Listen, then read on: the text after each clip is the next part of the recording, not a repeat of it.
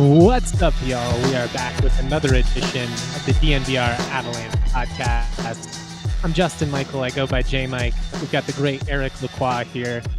It's the middle of July. There's not a ton happening, but we're going to have some fun today. We're going to get a show out of it nonetheless. Shout out to super producer Tiff behind the sticks, making all this magic happen. You can't see him, but shout out to my dog, Indy. Best co-host around. He's laying on my feet right now. Got no AC in here. It's about 8 million degrees, but I can't move because I don't want to wake him up. I'm excited to do this, though. Eric and I have done a couple of shows together over the last couple of weeks. Still pinch hitting here for Rudo. He'll hopefully be back on the show later this week. He's been dealing with some stuff behind the scenes. We have some news, Eric. The Avalanche opener, they are going to open against the LA Kings October 7th. It's going to be the third part of a triple header. They'll be opening against the Kings 8:30 p.m. Mountain Time, which really means it's going to be like a 9 p.m. start. What are your thoughts on that? I mean, is that a fun opener? It feels like they've opened in LA a couple of times in recent years. Yeah, and it looks to be on national TV, right? And it seems to be, ESPN, I believe. Last year, this past season, I think they had 17 national televised games, right? Which was one of the most in the league, if not the most. What does that tell you? Well, people want to see McKinnon. They want to see Makar. They want to see an exciting team. And that's what the Avalanche are. Like, you can complain about, the offseason. You can complain about their lack of playoff success, the last few seasons. But people want to see the Colorado Avalanche. And that's why I always say, come July 1st, people want to come play for the Avalanche. You know what I mean? They do. Who wouldn't want to play with Kel Makar and McKinnon and Landeskog? And, the list goes on. So, yeah, seems like it's always LA lately. Those things are late. 8:30, it's got to be more 8:50, 8:55. That is a late one. But it's a good, I like how they wait till mid-July, when it's so dead, because then it's like, oh, opening night is announced, it's funny. But we're talking about it, so it's all good. And it's the content machine, man. You got to give us something. We're starving out here. That is. So you kind of know it's starting a little bit earlier, right? Sounds like it. Obviously, we'll get into it later, all the new CBA stuff. So this year, it's an 82-game schedule, not 84 like it's going to be in 26, 27, with the shorter preseason games. There's going to be 4 preseason games. That's it, which is nice. And I think you can't play more than 2 if you have a certain amount of games or whatever it is. But this year, you get the old 6 a row, 7 a row, whatever it is, preseason games and the old long training camp. And but looking forward to it. Obviously, it's a start. And you can't have a season until you play game 1. So there you go. You guys, you don't have any control over the schedule as a player, obviously. But I am curious, just your perspective on this.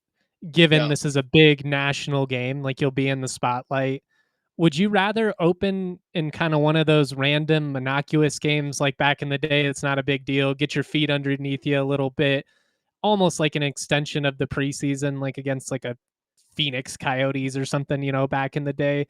Or would you rather be in this type of matchup, with some national status and some juice, and maybe you're not playing your best hockey yet as you get your feet underneath you and get conditioned and all that, but it also kind of gives you something to be amped for? I mean, I'm sure you're always excited for game 1 period, but like, what would you rather play in, like a smaller game or one of these national type matchups? Yeah, I don't think it matters. I think you're so amped up, you're so pumped up to start the season, believe it or not. The first game is like, you train all summer for the season, right? You train sometimes, longer than you would have expected if you had a long off season. That means you got out. You didn't make the playoffs. You got out in the first round. So you're disappointed as a team, as an individual. So you're always looking forward to the first game. Believe it or not, the Avalanche and their existence, like it's always been, maybe except that 6-7 year period, you know what I mean, of mediocrity, we'll call it. It's always been there. It's always been on the national level, and it's funny, they used to have meetings back then, and at the league, they still do, but the league meetings, and people would be like from different teams, and it would be like, well, how can we get national recognition? And I remember our PR Jean Martin always say, win. Very simple, just. You know what I mean? And be a winning team, and then you'll get the recognition. You'll get those games, and he was right. John was right. So I think that as a player, you're when the schedule comes out, you always look for two things, right? Where's your hometown game, right? Montreal, so I would always look for the Montreal game, like, because once a year you go there, right? Because from the East, if I'm playing for the Avalanche, let's say, so you always look for your hometown team. You always look for the defending Stanley Cup champ, 100%, and then you always look around Christmas time. Where are you at? Are you on the road? Are you at home a lot? Because you get a lot of phone calls from parents and family. Like they want to come spend Christmas or the holidays in your area. So then you're like, yeah, it works out great. And that's one thing I learned about. You don't know how the schedule gets done. Back then, believe it or not, it was a bulletin board, and it was like pencil and pen and dots. And now, with all the technical, all the computer things you can do, that it helps to schedule. But back then, that was a tough job for the NHL, and oh my God. But anyway, as a team, you have to request. Like you'll have some requests, when you make the schedule, usually a year in advance. And that's why you're going to get 6 preseason games this year, because those were booked last year. So it's not like it was booked like last week when it was announced the preseason schedule. It's done a year in advance, and usually you have a dancing partner and you reciprocate, right? One gets, you get one, and then it's always kind of the same guys, same teams. That's why you always see Dallas, Vegas. NFL preseason's similar. Like the Broncos play the 49ers and the Cardinals basically every year. And that's what it is. And then your schedule, they work on it throughout the season. You'll put in some 3 requests. Like I'll make it very simple. I'll dumb it down. Like I'll make it very simple. Like 3 requests. Like, we want to start on the road because the ballerina is getting a remodel, and you know what I mean, and we're going to be knee deep in construction, and you know what I mean, so we're going to need like 7 games to start on the road, and so you always have some requests. Back when my dad was running the Avalanche, it was always like one of the main things was the 2 weeks around Christmas time and the holiday times, like we want to be home. You know what I mean? And that was non-negotiable for my father. It was funny because that was the number one request. And then if you look over the years, look back, always at home, the Avalanche, give and take, a road game here, like Phoenix and back, But, I think you'll have as a team your preferences, and then you'll get 1, 2, 3, and then, you get it back, and then you're like, oh, I don't like that. And, oh, my God, we have 42 back-to-backs. That's terrible. We can't allow that. You know what I mean? So then you'll tweak it. You'll send back again. You know what I mean? And it takes time. There's a lot of back and forth, and then all of a sudden. But like I said, as a player, you don't really know how it works. You just look for your your hometown team, your holiday schedule, and then maybe your former team. If you've been traded a few times, you look at your former teams. Kind of fun, you know what I mean? Because it's like, oh yeah, I got traded this summer. I'm going to show them, that what this is all about. I want to show them they made a mistake. So schedule kind of comes out, and they go, and it looks good sometimes, on paper or on video, on camera or whatever, on the website. Until you go live it, you know what I mean? Then you're like, oh God, you know what I mean? Because there's always, when it comes out, you always look and you're like, oh boy, like the Avalanche, was it last year or the year before? It was ridiculous. It was like 27 days out of 34, they were gone. And I was like, oh my God. Like I said, you look at it in the summer, you're like, and then all of a sudden you really look at it and you're like, wow, this is going to be tough. And then when you live it, you're like, oh yeah, we were right. You know what I mean? This is crazy. You know what I mean? Like I said, on paper or on the screen, it might look okay, until you're packing and you're living it, and then you're coming back home for one day and you're leaving again 48 hours later for another 8 days, and you're like, are you kidding me? I've always found over the years that always tougher when you're getting older and you have kids, and you know what I mean, because you're missing out on little things. You know what I mean? And I'm not saying it's a bad life. That's not what I'm saying. It's the greatest life ever, best job in the world. That's not what I'm Still saying. But humans, though. I mean, it's yeah, human to want to be around your family, to want to see your yeah, kids grow up. yeah. You might miss a birthday. You might miss the first word. You might miss the first step. You might, because you're on a, Tuesday night game against LA, whatever. So yeah, as you get older, it's a little different. But yeah, scheduling is always a fun part. Then it's always some complaining, and then some guys are relentless and they won't let it go, and until the next season, then all of a sudden, oh, they get a little bit of better treatment. You know what I mean? And it's normal. I think that's just life. And then, but if you look at it, the Avalanche never been a problem with the back-to-backs. It's like those guys are amazing. There's teams that just can't play back-to-backs. It seems like the Avalanche, they can. Sometimes it's just mental. But yeah, that's what the schedule is about. It's interesting to hear how that works. I mean, I always assumed that there would be some input from the teams, but there's actually that much back and forth is definitely interesting. And I think I would be along the lines of your dad. I want my guys to be around their families at the holidays. We don't want to be traveling, especially like that time of year, December, January. Who knows where you're going into? We might be flying into a blizzard or something. This might be too into the logistics of things, but does like the venues like Ball Arena, do they like cater to the sports teams that they host, or do the teams need to look at their schedule and be like, hey, well, we can't be there this Saturday or that Sunday or whatever? Yeah. No, that's a great question, Tiff, because that's what you have. Somebody's in charge of the schedule for the Avs. I don't know who is, but somebody is, right? Back then it wasn't me, trust me, because it would have been a mess. But there's somebody in the organization that's in charge, and you have to send the dates that Ball Arena, for example, it's usually same thing. Concerts are booked a year in advance, right? So you kind of know what's going on. So you have to send the availability of the building. Obviously, that's what comes into play. And that's why a lot of times some people are like, this is so stupid. This league is so stupid. I know it looks like people are stupid, but it's just like, it's just not working. You know what I mean? Like that building's not available. That, especially in playoffs, sometimes you're like, what is that? This doesn't make sense. You know what I mean? There's 3 days here, and then you have no game, and then why? And on top of that, TV will dictate all the market. Well, if you remember back in 2009, the Nuggets had WWE Raw booked for the Pepsi Center at the time, and then the Nuggets ended up making the Western Conference Finals against the Lakers, and it was like this whole debacle. The WWE was pissed. The Nuggets at that point hadn't been to a Western Finals, so probably booked it a year, plus advance, thinking our season's well over by then. It always is, and it turns into a logistical mess. Oh yeah, for booking people, there's some sleepless nights. I'll tell you one thing.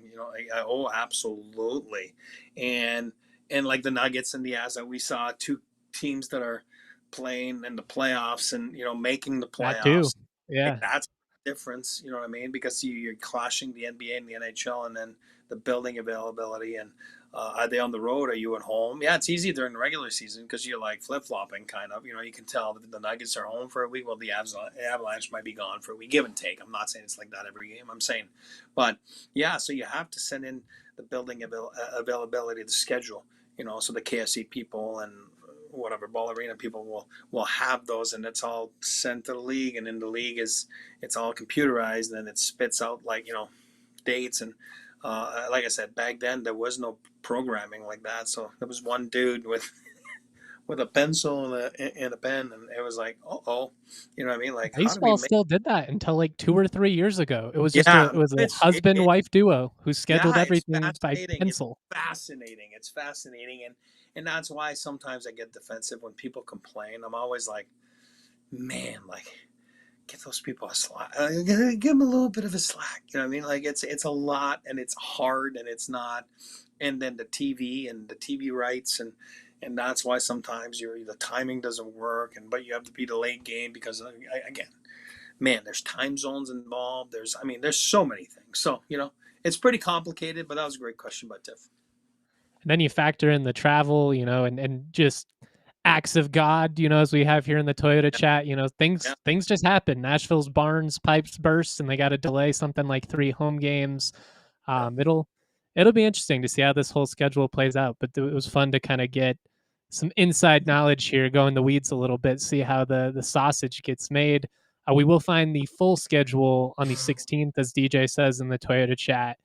So we'll have some more schedule content at some point this week. Another great comment as well. Just hoping we don't get all of our matinee games inside a 6-week span like last season. So bizarre with them. First one, January 4th, in 8 days. They were all done by February. That was actually right after I came on to the Avs beat, and it was weird. I was like going down to Ball Arena for Saturday and Sunday afternoon games like pretty consistently in a month. I liked it because the media spread was like a breakfast buffet. I was all about it. Hook us up with some bacon, some fresh fruit. I mean, it doesn't get any better than that. But we'll see. We'll see how this all plays out. We've got a lot to dive into today. Stick with us. Give us a thumbs up if you're watching live on YouTube. Let's take a quick breather to shout out a couple of our partners. We'll keep this party rolling.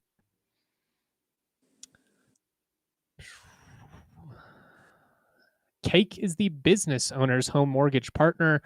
What they do is they specialize in non-QM loans. If you're a regular employee, you've got a W-2, it's really easy to show your proof of income when you go to get things like a business loan, a home loan. Maybe you're looking to refinance. If you're somebody who works out on their own, if you're an independent contractor, for instance, any type of freelancer, a business entrepreneur of sorts, it can be challenging to prove your income because you don't have that W-2, and lenders can be hesitant to work with you. They don't see that proof of income. It just becomes a wonky process. The solution, working with our friends at Cake, they can get business owners approved by validating your cash flow through bank statements, certified profit and loss statements, or business tax returns. This is good for anybody who is self-employed. If you're somebody like me who was a freelance media person back in the day, trust me, it's a whole process. I'm so glad to be a full-time employee. But I mean, if you are doing something independently, you're going to have enough challenges. There's going to be enough obstacles. This does not have to be one of them. Head to the link in our description to get started. Cake Mortgage Corporation, equal housing lender, NMLS number 1734623. Licensed in Colorado by the Division of Real Estate. Terms and conditions to apply. Just like the Avs need home ice advantage, your home needs a home floor advantage. And there's nobody better to do that than our friends at Empire Today. They can help you get the help that you need. They've got experts who are dedicated to flooring. They live, they breathe it. This is what they do. This is them in their bag. This is not going to some big box store and dealing with, and no offense to an 18-year-old working at Home Depot. Love to see you have a job, but you might not necessarily know what you're talking about. And I'm a dummy. I'm coming in there. I'm trying to work on my home project. I'm desperate that the people I'm working with are going to know what they're talking about. When you work with Empire Today, you don't have to worry about that. You're working with experts. This is what they do 24/7, 365 days a year. They live and breathe flooring. The Empire Virtual Floor Designer is a great way to see how any new flooring will look in your space. Just snap a picture, upload it, easy as can be. Schedule a free in-home estimate today because some things are just better at home. DNVR listeners can receive a $350 discount when using that promo code DNVR. You heard that right. $350 discount with the promo code DNVR. Restrictions to apply. Visit EmpireToday/DNVR for full details. All right. It is a quieter time in terms of the NHL news cycle, but we have had some trades of late. We've had some changes to the CBA. Which way do you want to go at this, E? Do you want to talk about the trades first, or do you want to get into some of the CBA stuff? No, I mean, we can touch up on the trades here a little bit. There's been a couple minor trades. It was funny. Everyone's aware of Ryan Reaves, and he's been on a lot of teams lately, but, physical guy. And I think he had a charity event in Vegas, and, he was doing a Q&A, or he was doing an interview or whatever it was, and he got traded right there during the interview. So that was kind of funny. And then he was giving it to, to Toronto a little bit. He's not afraid to say his opinion. Speak out, yeah.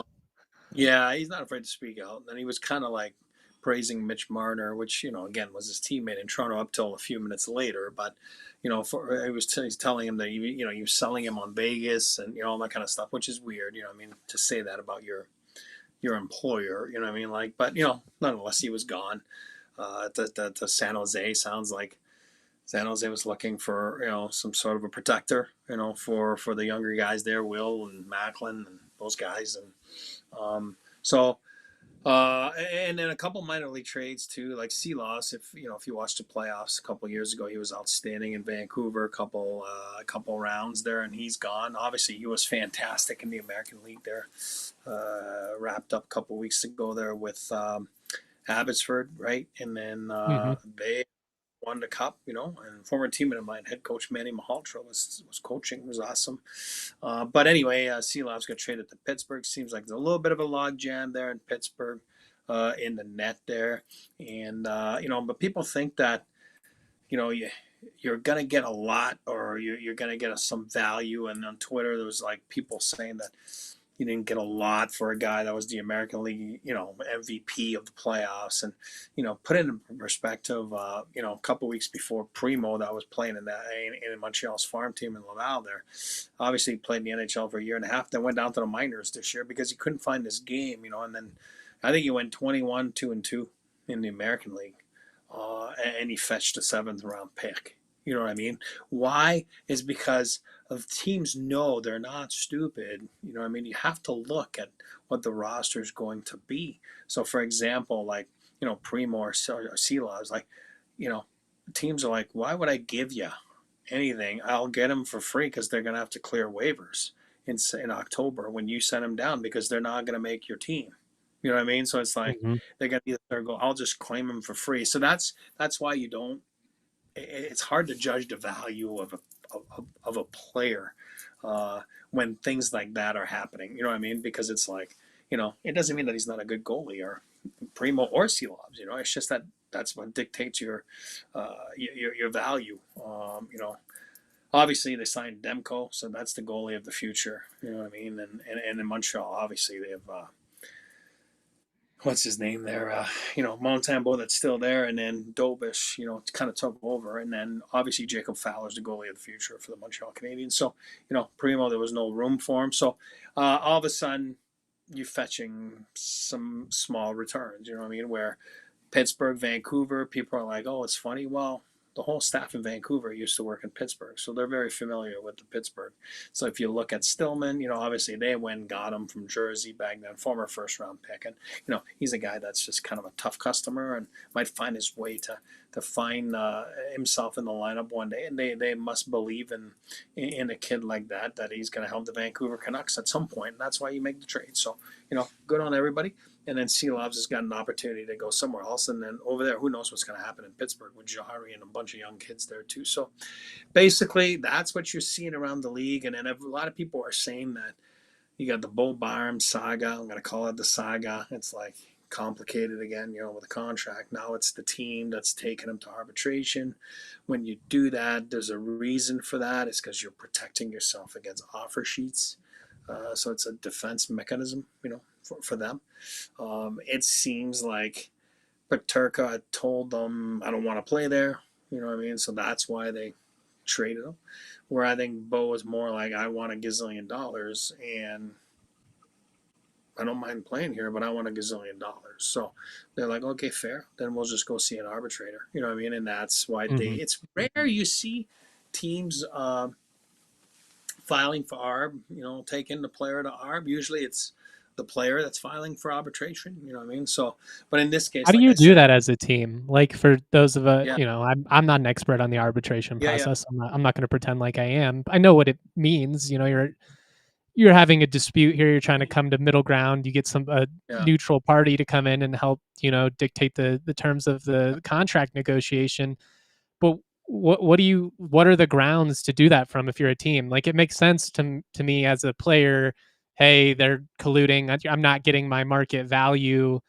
What do you say as a team? Like, do you say like, hey, like this guy's agent is doing some weird stuff? Like, what does that process look like? No, and it's a good question by the chat there. I was listening to your question, but reading that one too. It's more like No, it doesn't matter who. It doesn't matter if the player files for arbitration.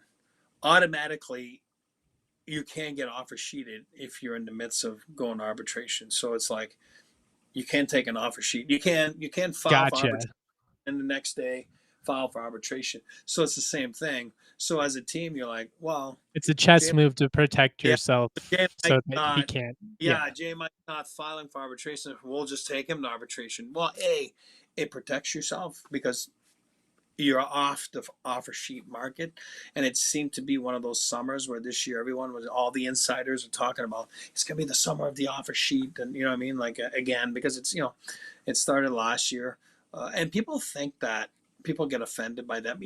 Listen, you don't, unless it's like crazy numbers like Kotkaniemi a few years back in Montreal, and they're like, God, Carol, you just take them. You know what I mean? And this one was out of spite because, they had tried to get Aho, you know what I mean? And then all of a sudden they ended up signing and, the offer sheet. Then they're like, oh, you keep Kotkaniemi. Who cares? You know what I mean? So it kind of protects you. It protects your asset in the sense that he cannot get offer sheeted because you're in the process of arbitration. Arbitration, I'll say it, it never kind of ends well, to be honest with you. And people, I don't good care for the relationship, right? Like I guess in theory you could come out of it, but, and I don't say this to make light of it. If you're a couple going to marriage counseling, good for you guys. You're working on your stuff, but obviously you're in that place because you weren't at a great spot with where your relationship is, and now you have that looming over you moving forward. Yeah, and once you're, you know what I mean, like you're protected. You got to remember, like it's never pretty, because it's human nature. I got to go in there and say your green hat stinks. You know what I mean? And it's like, no, I like my green hat. And I'm like, no, your green hat's. So I said it. It's on record. There's no going back. I mean, there's no like, and you're going there and you're trying to do what's best for your employer. So it's like, you're going to say, well, your saves were not real. They're all against bad teams or bad scores. And, so it's all stats driven. And, and then you're going out there and you're burying the guy. And then the guy just defends himself. It's a weird feeling. I never went through it. But it never ends well. There's always hard feelings. I don't care what they say. Oh, no hard feelings. There is. And a lot of times everybody that filed for arbitration, you're going to see a lot of those contracts like get signed right there, actually in Toronto, right before going in. You know what I mean? And because it's like, are we really going through this? Yeah. And it's ugly and it's nasty, and it's just not fun. With that said, yeah. Does this make him more likely to get moved, in your opinion? Does this make a Byram trade potentially more realistic? Well, I mean, yeah. I mean, you can trade a guy after you've, you know what I mean? Like an offer sheet, though, if you match the offer sheet, you can't trade him that for a year, for a full calendar year. You know what I mean? So, but correct, but you can't have offer sheets now, right? So it's just Buffalo negotiating with him. Yeah, no, exactly. Yeah, Bo. Yeah, exactly. Yeah. So now it's just, he's not holding out. He's going to training camp because there's going to be an award. So, I mean, there's your contract. It's not an impasse so a lot of times, like when guys don't show up is in training camp or they're holding out or it's just whatever you want to call that. It's because, they didn't file for arbitration. The team didn't take them to arbitration, and then you're just not agreeing on the value of what your worth is. You know what I mean? And then you just don't show up for camp, and then you're just a holdout. You know what I mean?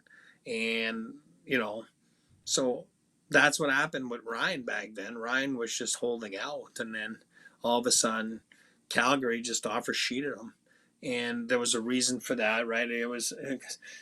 If it's past December 1st, I'm trying to remember the dates, but if it's past December 1st, then you can't come back and play in the league. So you got to sign before. So it was all like related to all that kind of stuff.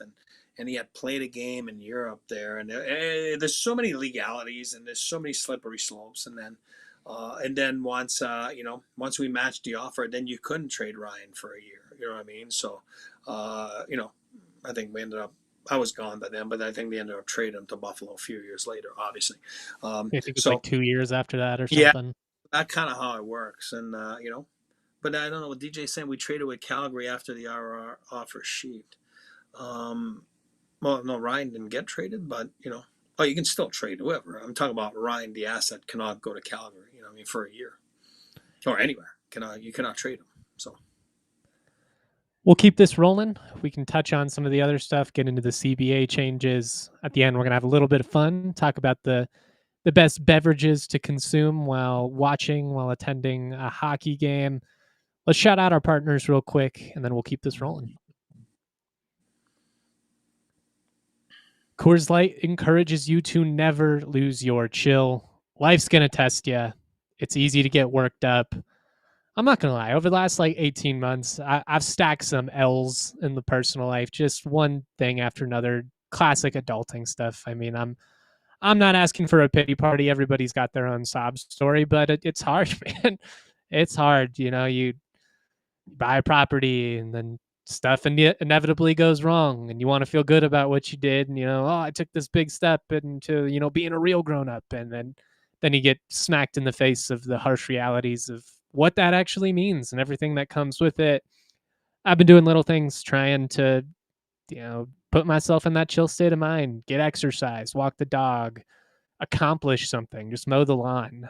But when I'm in the right state, when I'm kicked back, when I'm chilling, crack open an ice cold Coors Light. When the mountains turn blue, it's as cold as the Rockies. Coors Light is cold lagered, cold filtered, and cold packaged for a smooth finish. Make the most out of the times you choose to chill. Choose Coors Light. Get Coors Light delivered straight to your door. Visit CoorsLight.com/DNVR. Celebrate responsibly. Coors Brewing Company, Golden, Colorado.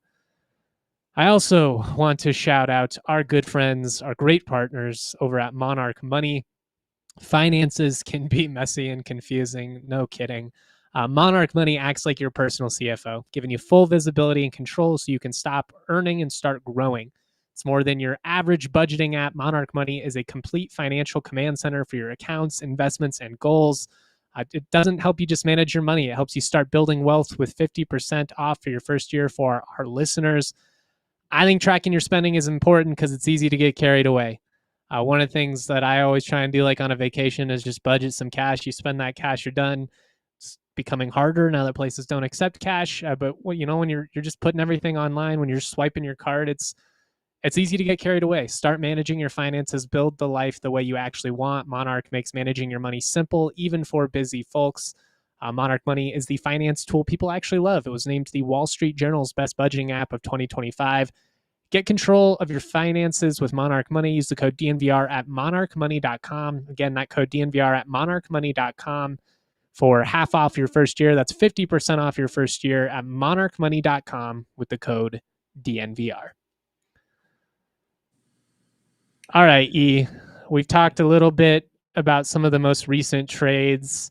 I am curious, though, do you have anybody you have an eye on across the league right now? You threw some guys out in our notes of potential. Obviously, Bowen Byram's probably one of them, but I don't know, a Brayden Schenn. Could you see somebody else across the league get moved this week? Yeah, and before I do that, I want to get back. DJ was talking about the offer sheet with Ryan. He's right. You're right, DJ. But it was the lockout year, so all the dates were messed up. But he had played a game in Russia, and I remember it was an absolute panic. I'm trying to see why we had a panic. It was a scare. The league had a scare. We were like, "Oh my God, what does that mean?" And potentially could this mean that he's free to? There was so many things going on because you are in a lockout. Calgary happened to be in town, actually, down the street at the hotel with the offer sheet. So, and it's funny because it was, one of my good friends now, but, Chris Snow, that's deceased now, but awesome dude. And Chris was there, and Craig Conroy was there, and it was Jay Feaster that was the GM, but Connie now the GM. But back then they were like assistants and whatever. And I remember going to see them in the press box. That was funny because I was mad because it was like back then you're mad because what you're saying is Group 2 you really have no leverage. You know what I mean? So when you're getting an offer sheet like that, it's like, well, now you're getting the leverage. You know what I mean? Because now you're getting the money. And you don't want to give him that money because he has no right for that money in a sense, right? That's why you're fighting. And it's like, okay, sign a shorter term deal, then go show that you're good, then you'll be able to get the money, right? So again, that was right before everybody starts signing those after 2 years of your entry level, the 8-year extensions, right? It wasn't kind of like that yet. It wasn't the norm. You had to show what you could do before getting the money. So, but DJ, that was what was going on. And yeah, I mean, you're not mad because at the end of the day, you're going to match. I mean, you got to remember, those things they only work if a team is really, again, we were at the floor back then, so there was a big difference. I mean, we weren't at the, we weren't cash strapped at the, oh God, the salary cap, you know what I mean? And it only works when like Edmonton and St. Louis last summer, right? Because they're struggling, with the salary right there at the top. And then, you got Broberg and Holloway, and then, you make deals that just high where you're not going to match, and they didn't match because they couldn't match, so and again, at the end of the day, there's no hard feelings. It's part of the CBA. You're not doing anything illegal, you know what I mean? But you just get mad because it's like, man, why are you doing that? Now you're going to have a hard time with your Group 2 guy because he's going to compare himself to that. Then you're going to have to say, well, it was an offer sheet. Well, we sent the offer sheet. But, you know what I mean? Then it just kind of puts you in a tough spot, So anyway, but around the league, yes, I mean, you can tell that, Bowen Byram, and then everybody's saying it's kind of what's holding up a little bit. Rasmus Andersson, Rasmus Calgary's not, I think he's made it clear he's not going to sign there. So he's going to be the guy moving. I would love for the Avs. Again, another right shot, I mean, it doesn't make sense, but it's just a pipe dream, you know what I mean? So, but, Claude Lemieux's agent, former teammate, former Avalanche legend. But I think those two are linked together, once one knows what's going to happen, then the other one will get moved, because it's kind of like the log jam. When we were talking about the Avalanche the other day, when Ehlers is holding up stuff, and all of a sudden now they're going to turn themselves towards trades, and and again, you'll see some.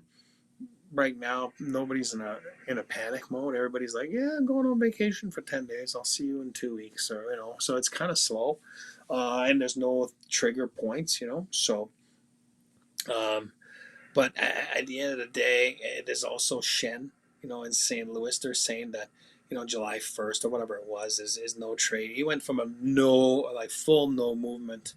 There's a lot of guys like that, full no movement clause, to like now they're at, 15 team no trade for the last 3 seasons of his deal. At, what is he at, 6.5 or something like that? And so you're probably, if you're St. Louis, it's probably like, yeah, maybe it's the right time to trade him right now. Clearly that team's been handed to like Thomas and Kyrou and those guys, and they're saying Kyrou might get traded too, but who knows, right? But I think a guy like Schenn should be interesting to see. He probably is a guy that will be on the move, once things pick back up. And sometimes you just need one move and it unclogs, like, everything. And all of a sudden, like 2-3 guys, it's like a domino effect. And then everybody's like getting out of their fishing trip, and all of a sudden they get back to their computers, and, and then all of a sudden the agents, and then a couple deals are happening, vacation or not. Or sometimes it just kind of drags till September. It's just the nature of the beast, the nature of our business. So there's a lot moving parts still this summer, and the Avalanche included. We all know this is not a finished roster. They're not playing tomorrow. Last I checked, we talked about the schedule. They're not playing tomorrow, so they're not playing for a while, and that's for every team. So I think you're going to see some stuff, being done a little bit later here coming up. And like I said, sometimes it just kind of seems dead for a few weeks, and next thing you know, there's craziness for 3-4 days in a row because it's like a domino effect. Could Evan Rodriguez, be one of those guys that teams are kind of waiting around trying to because it seems inevitable that Florida's going to have to do something. Moving him with their cap space situation obviously makes a lot of sense. Is he one of those guys that seems like, well, let's see what happens here, and then if we don't have a chance at him, we'll go after someone else. Yeah, absolutely. Erod is a known commodity, for example, for the Avalanche, because he was here, and now the cap has gone up. When he left, the cap was flat. Now the cap's going up increments the next few years. He signed his deal. He's a winner, multiple-time winner. So does a guy like that make sense for the Florida Panthers to trade? Yeah, probably. We all know they're a little bit over the cap, so it's got to be someone like that that's going to get traded. You know what I mean? So that maybe makes sense, not because he's a bad player, just because he fits right in that category of what they need to move. You know what I mean? And teams the toughest part about success, right, is sustaining it. Because the more you win, the more guys want to get their piece of the pie, and you can't get it done. I mean, we've experienced it in Colorado multiple times. Oh yeah, but so that's why you need guys, and that's where I say like pro scouting comes into effect. I think they're talking a little bit to chat like DJ again with Taze, back when the Avs got him, and again they was incredible deal. Yeah, I mean it was just like because they were cash strapped, and you have to make a trade because you're going to lose the guy, and and then all of a sudden he's the guy that pro scouting for the Av, like, oh my God, it's got such an unbelievable upside. Not that the Islanders don't think it's got upside, but that's what pro scouting comes into. You have to know your teams. You have to know in which areas are they going to be in trouble. You have to know everything about that team, from the minor leagues, to the prospects. You have to know their grid, and then their projection.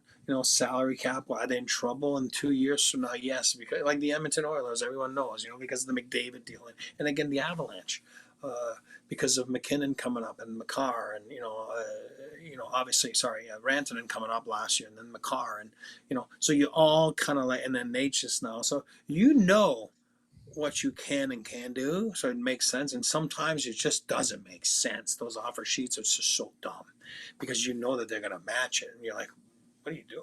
Well, thank you. Now we know, now we know he's coming to camp. So it's good. He's signed. You know what I mean? So sometimes it's like, but it's always been part of the CBA. It's nothing new. And people make a bigger thing out of them than they really are. Nobody gets offended. Everybody wants to win. And at the end of the day, the player signs it. So the player, he's not a victim in this. It's like, yeah, I'm willing to go play. Joe, I'm willing to go play for the New York Rangers. Here's my signature. There you go. I'm, this is what I think it is. And it's like, so at the end of the day, it doesn't mean that you don't like where you're at. It just means that you feel that your value is this much. And then, for the Avalanche back then, what Joe was like, they couldn't afford it. It was like, oh my God. And we all know they made a documentary on it. So it becomes scrambling and it's crazy and it's nuts. But the player signed it. It's not. What if Joe had signed with the Rangers? Might be a topic that gets retouched on at some point this week. Little company plug. Absolutely. I do want to ask you, your thoughts on the CBA here, and it seems like a fairly natural transition. I also want to get into your thoughts on Dufour going to the KHL, whether he's, basically punting on an NHL career. What are the implications of all that? Yeah. But on Friday, before we get to those, on Friday, you said that your gut is that a Martin Necas trade is going to happen at some point. Yeah. Is that still where your gut's at? You've had a weekend now. Has anything changed? What's the timeline look like on that? Maybe. And this is all speculation, obviously. Yeah, no, again, we talked about it. It's all speculation. I just, I think if it was easy, you would have seen an extension by now. And people are saying there's no rush. No, I'm not saying there's a rush. But once you start the season and once, the guy's going to be a UFA. He's going to put up points. He's going to play with McKinnon. So if you're losing him for nothing, you're not losing him for nothing. So that's why I say it's the Tkachuk. It's the, hey, at the end of the day, Calgary Flames, I am not signing long-term here. It's past July 1st. Matthew made it very clear, I'm not coming back. I'm not. So then all of a sudden, hence the trade, right? The same thing now as 1 year left. If you're Natchez and the Avs are like, hey, we'll give you 8 years now at $9 million, but I'm just using a number. And he's like, I don't know. I don't know. I can wait. You know what I mean? Like, so it's like, well, at the end of the day, I think you would have seen an extension by now. That's just my gut. That's just and I'm not saying you won't hear coming up, but you know that they were in on Ehlers or whatever it is. Therefore, it's called jerseys. There's only so many jerseys. There's only so many jerseys for top six wingers. You know, it's just the way it is, what it is. You know, because what happens, and now you get on the third line, and then you have an unhappy jersey, right? Oh, look at Joe Druin. You know what I mean? It's like, well, I'm gonna, I'll stay in Colorado if it's gonna, but if I'm gonna be on the third line and maybe on the second PP, which you don't get, well, I'd rather go somewhere else, right? You know what I mean? Yeah. So it's like, right? So at the end of the day, you know, so Marty, I just feel that, I don't know. You know what I mean? Like, I don't know. We got a good question here from DJ. If Kyle Connor signs for $10 million, would Necas get the same or more? I know, like, see, I take Kyle Connor. Again, no, I like Marty Necas. I do. I take Kyle Connor. That's me. You know, so, and then we all know about the Winnipeg and the, you know what I mean, the Winnipeg, like, you know, I like Winnipeg. I've always liked going there, so I'm not bashing Winnipeg. But you're right. It's I said that earlier. You're evaluating your self-worth, and sometimes you and the team have totally different evaluations. You know what I mean? And we all get that, right? That's like some of us think we deserve a raise, and our bosses disagree. And I'm not bashing guys for it's a short career. I was a player, like I said. I get it, but there's some guys that are easy. Cale Makar, notoriously easy, you know what I mean, to for his deals, and there's guys that's complicated, and I get it. It's a lot of money. I'm not downplaying it, but yeah, I mean, for me, if you're Marty and it comes down to playoff performance, maybe, you know what I mean. You remember we say that all the time. You can say you're about winning, or you can be about winning, and the Avalanche are being about winning. You know, they want to win, and they got 3 cups in the last, whatever it is, since 95, 96. And again, could have been 5 or 6, you know, but coulda, woulda, shoulda doesn't work. But what I'm saying is they've been close, and they, you know, they're about winning. So now if they feel that Marty's not their guy, you know, to go and win with, then they're not going to give that, you know, and maybe that's why you're not seeing the extension. You know what I mean? So I'm just saying there's so many things that we don't know behind closed doors, and there's so many things that you have to be wary of and careful of. Does the Mikko mess factor into your thinking, just in the sense that we just went through this in season? You have to deal with it week after week, the questions. It becomes a distraction in the locker room. It is. You know, like, we don't want to go through this again. Yeah, and Mikko had a history there. He had won a cup. He'd been raised in Colorado. He was a 10th or whatever he was, 10th overall pick by the Avs, which was a great pick. So he was raised with McKinnon and Gabe and, you know, and EJ and those guys, right? Makar.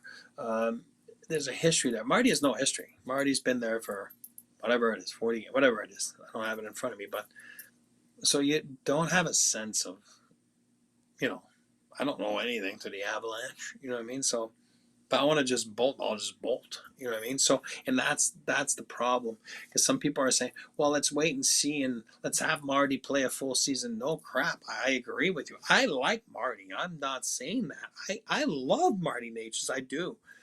But you can't just play and say, oh yeah, let's just go play and see what happens. Like, no, the guy's going to walk, you know what I mean? And then you're like, then you have the Marner situation or whatever it is, and Mitch, no offense to Marty, is a higher profile case than Marty Necas. But I just feel that I don't know, you know what I mean? Like I just is that a red flag for you? That, you know, we got a question here in the Toyota chat from Chuck V23. Would, if Marty was like, yeah, I don't really want to play with the Colorado. I mean, obviously they're a contender. Is that a red flag, or is that just business? If this is just a guy trying to get his, and no other teams are going to bat an eye at that? Or do you think like some of them would be like, he doesn't want to play there, really? Yeah, well, that's a great question, Chuck. But here's what I'll say. Like, I'm not going to say names because it's not fair, okay? But I've seen it over the years, and the Avalanche was always, Joe used to say, Sakic, when I was playing here, like, God, we're the most miserable winning team in the league, you know, because it's true. I'm telling you, you would lose one game, it'd be the end of the world. And Patty and Mike Keane, and it's like, it's just miserable at practice the next day. And you don't lose 2 in a row. Why? Because in the playoffs, you lose 2 in a row, you're in trouble. So that was the mantra. It's the old Montreal Canadiens, And I'm not saying Joel's wrong. I'm saying Joel's right. It's like, man, we just lost once in freaking 2 weeks. Now the pressure. Miserable. But it's like some people, and I've seen it over the years, they come from different organizations and they get here. And it's a different, like McKinnon, again, very demanding, very on top of stuff. Like it's about winning. Coach Bednar, there's a reason you're still there. It's 10 years, whatever it is now. So there's a certain standard. And some guys, they come from different teams. They can't figure out that standard. They can't deal with it. They're used to being the big dogs, and they never win, but they're the big dogs, and they make the money, and then they big get there. Stats, bad team guys. You know what I mean? And then they can't do it. They can't take pressure. They can't deal with the pressure. They can't deal with that. You got to go win.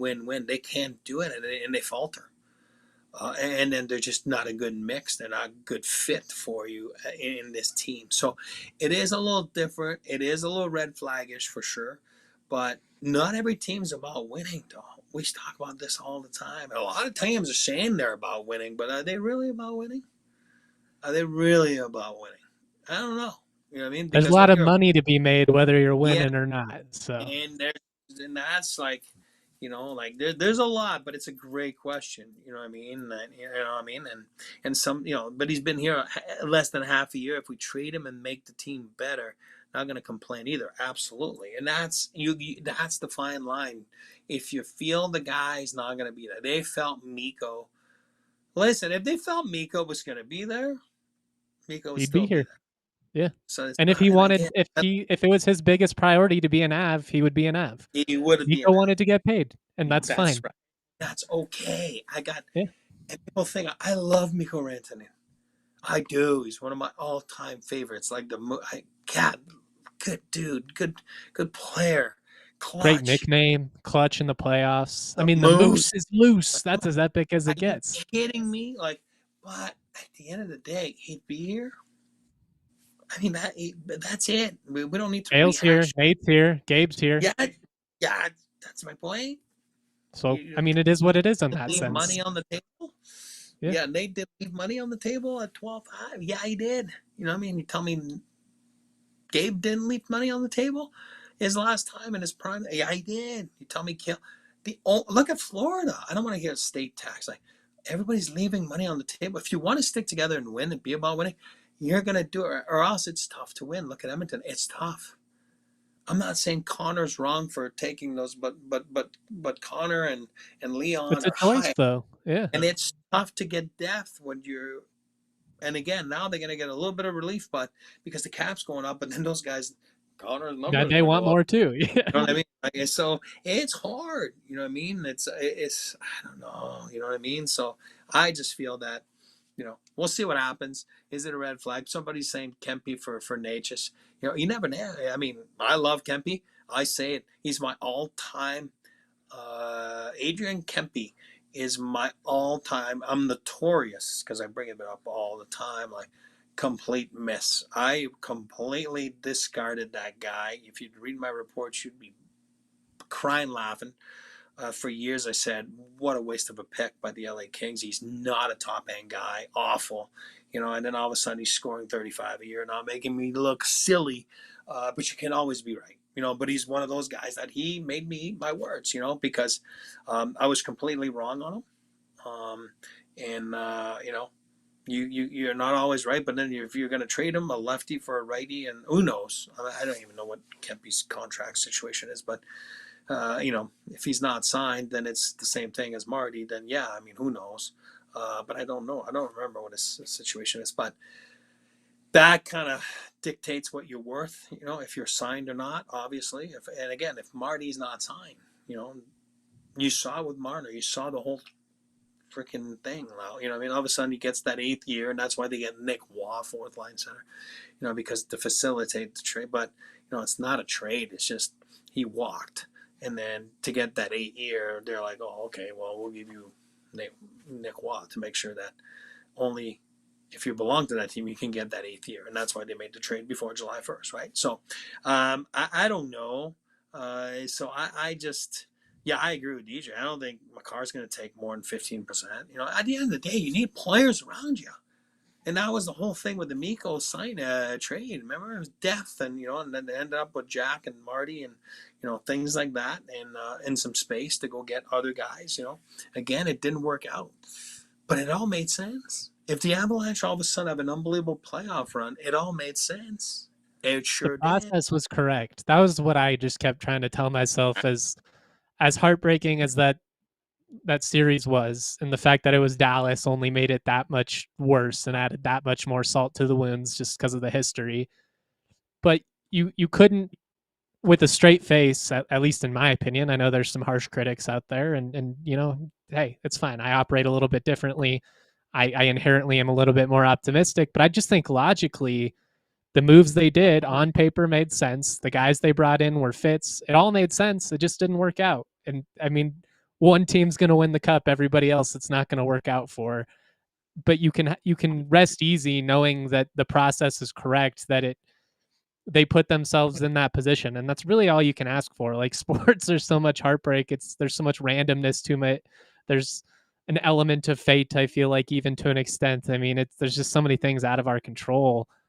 I don't think what the Avs did and how they've managed this from an objective standpoint, it's what a successful team would do. It's managing the assets the best way you can and trying to build as much depth while balancing the tiptoe of, like, how do we prioritize top talent while having enough bodies? And guess what? If it was easy, all these teams would be successful. Yeah, and Jamie's right too about sign and trade, and maybe that's what it takes. And then it's like, let me talk to the agent. You know what I mean? And some teams are like, no, I'm not letting you talk to the agent. And then some teams are like, yeah, I'll let you talk to the agent. Go ahead. Yeah, why not? I mean, there's so many things. There's so many craziness that can happen. And then all of a sudden, the agent and, they're in cahoots too. I mean, you all know all those things coming in. You're not going to get ambushed. You know what I mean? So, but Jamie's right. Somebody was saying, the Leafs, look at the Leafs all of a sudden, like, the 4 guys, the majority of them, they can't win playoff rounds and won in 10 years. You know what I mean? So it's not bagging on the Leafs. It's just, you need players. The top end guys will make you win, but the other guys will help you win. And if you don't have the other guys, it's tough. You can't sustain it. No. And that's why it's like, I think it's important to have guys with integrity. It's important to have guys that want to win. Again, I'm going to use that same line. You can be about winning, or you can say you're about winning. And, for me, Cale Makar's about winning, you know what I mean? And Nate's about winning, because it's like, okay, I'm worth this, but I'll take this. You know what I mean? Like, because I want this much to be left for another guy and then another piece. And if everybody does that, that's how you stick together. And I think that's where Mikko missed a boat a bit. That's just me. Again, I'm just not privy to anything. I think this is where Mikko missed the boat a little bit.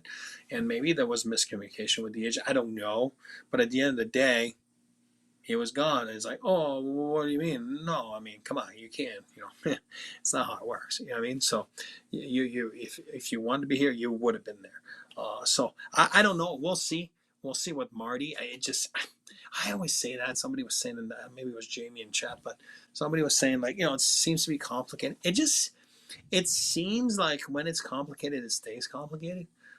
Marty, It's complicated for years. You always hear something, and then we heard something. And again, people are going to say, oh, it could be just someone saying something. I know. But usually there's a little bit of truth, a little bit, you know what I mean? Somewhere, sometimes. Sometimes it's absurd, but sometimes when it comes through translation or European newspapers or whatever it is, but then if it's like how it is and how it was with the team before, and then there's a reason they've been trying to trade him for a couple of years.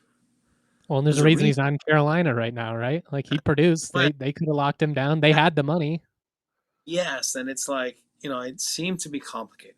So that's my thing. It seems Bo's a little complicated, so names that we know, so I feel that, and I get it. It's a lot of money, but when it's complicated, it's complicated. It seems like it stays with you. If AJ was here, he might throw out a Avril Lavigne reference. Why'd you have to go and make things so complicated, Marty? Why'd you have to go make it so complicated, Miko? You'd still be in the burgundy and blue. What could have been? I think. Hey, I'll be here all week. We're going to overtime, so we'll keep this rolling. If you're watching, follow us over on the website. You can watch the end of the show if you're watching on TV right now. I think we can save the CBA stuff. You and Rudo and AJ might want to get into that. There's probably more meat on those bones than just throwing it here at the end of the show. Let's have a little bit of fun. We don't got to go all in on this. We're not going to do like the draft like we did with the sandwiches and make 25 minutes out of the segment. But I liked what you had in the notes about top beverages for watching a hockey game. Obviously, I'm a company man, so we got to throw Coors Light on the top of the pyramid. Mountain cold refreshment when it's, when the mountains are blue, it's as cold as the Rockies. All that stuff. Coors Light, crushable at a hockey game. What do you have though? What do you have in mind as a lifelong hockey man? Man, you know what I mean? It's funny because I've seen more games on press boxes than live in seats. You know what I mean? But I'm a Diet Pepsi guy. You know what I mean? And that just, Diet Pepsi, not Diet Coke. Strict on Pepsi, man. Well, you got to convert back then because of Pepsi Center, right? You know what I mean? So that's a good point. Yeah, it was. You know what I mean? And then we all did. Diet Pepsi. I like both. I genuinely I just drink soda. Like the people that have harsh, draw a line in the sand. If it's cold, I'll drink it. Yeah.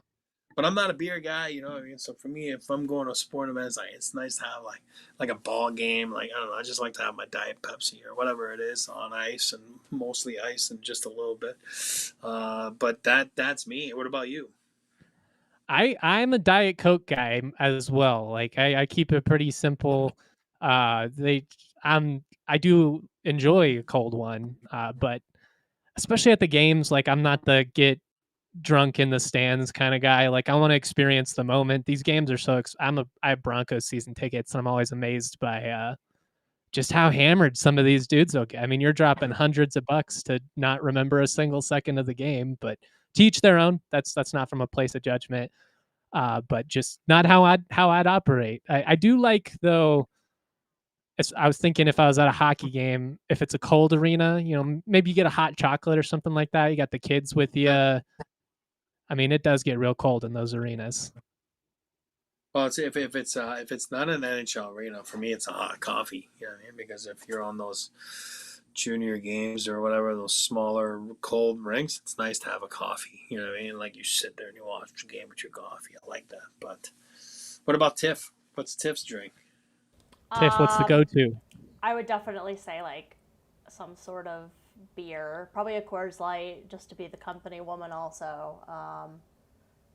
Yeah, I don't know. There's some good ones. I mean, a Blue Moon is, I think I have had that at the arena before. Yeah, I'll do actually, they tend to have a lot of Breck. So if there's a Breckenridge, I'll usually try to get one of those. We can still stay on brand. Shout out the Avalanche Amber Ale. Can't go wrong with Breck, our good friends. Palisade Peach, Mountain Beach Sour. Are all so good. Shout out to the homies at Breck. They have been so huge in my life and so huge for us over at DNVR. Much love to my man Eric Lacroix letting me tag along for the day. Always fun to shoot the breeze and talk hockey with you. I've told you this before, man, and I'm not trying to make you feel awkward or anything, but it is kind of insane to me that I'm sitting here talking about the Colorado Avalanche with Eric Lacroix. That's absurd to me. I love being on this show with you. It's a blast. We've got so much love for AJ and Rudo, who are dealing with some stuff in their own lives, but we've got a lot of love for you and Avs Nation as well. Thank you for rocking with us. We'll be live again throughout the week. Make sure you tune into the biggest what ifs in Colorado Avalanche history Thursday, I believe 7 p.m. You can check that out. Gonna be a blast. Much love, y'all. Have a great one. Peace. We all silly like the mayor.